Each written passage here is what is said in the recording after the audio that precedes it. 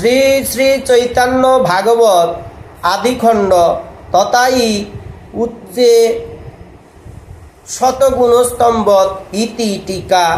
মনে মনে ঈশ্বর নাম উচ্চারণী জপ এবং উচ্চস্বরী নাম গানেই সংকীর্তন।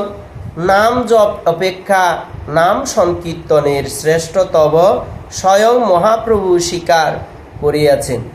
অনুবাদ: উচ্চস্বরে নাম গ্রহণ করিলে শতগুণ পূর্ণ হইয়া থাকে।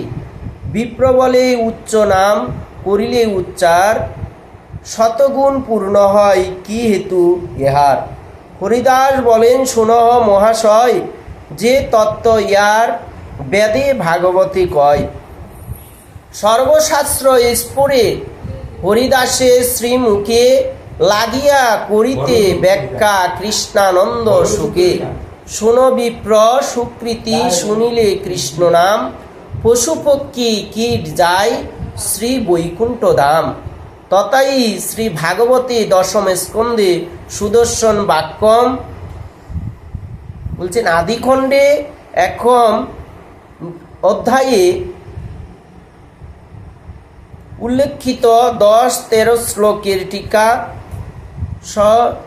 সপস্যদেয়ী যে বিদ্যাধরের কথা বলা হয়েছে তার নাম ছিল সুদর্শন।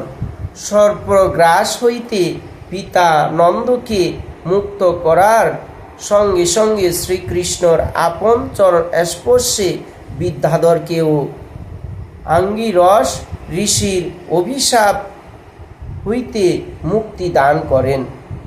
তখন সুদর্শন ভগবান শ্রীকৃষ্ণের অচিন্তনীয় নাম মাহাত্ম্য প্রসঙ্গে এই কথাগুলি বলিয়াছিলেন। যে নাম উচ্চারণ বা শ্রবণ মাত্রই জীব সর্বপাপ হইতে মুক্ত হয়, সেই নাম মনে মনে জপ করা অপেক্ষা উচ্চস্বরে ব্যক্ত করাই শ্রেয়। কারণ তা হইলে উচ্চারণকারী নিজের সহিত অপরকেও সেই নাম অমৃতের ফল লাভে ধন্য করে। উচ্চ সংকীর্তনের শ্রেষ্ঠতা এই স্থানে। অনুবাদ: জীব যার কেবলমাত্র একটিও নাম উচ্চারণ করিতে করিতে আপনাকে এবং আপনার ন্যায় সমগ্র শ্রোতৃতি বর্গ এবং সেই শ্রোতৃবর্গের সঙ্গীদিকে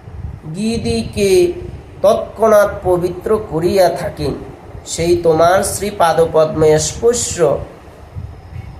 স্পষ্ট হইয়া আমিও যে নিশ্চয় আপনাকে এবং তাহার সহিত অন্যান্য সকলকে অর্থাৎ তোমার ভক্তিদিককে অধিকতর রূপে পবিত্র করিব, তাহার আর কথা কি? পশু পক্ষী কীট আদি বলিতে না পারে, শুনিলে সেই হরির নাম তারা সব তরে। উচ্চস্বরে হরিনাম সংকীর্তন করলে বৃক্ষ লতা তরু কীট পতঙ্গ এই বৃক্ষ পশু পক্ষীরা শুনতে পেলে তাদের আত্মা মঙ্গল হয়। তাই এই জন্য সবাই মিলে উচ্চস্বরে হরিনাম করা আমাদের একান্ত কর্তব্য।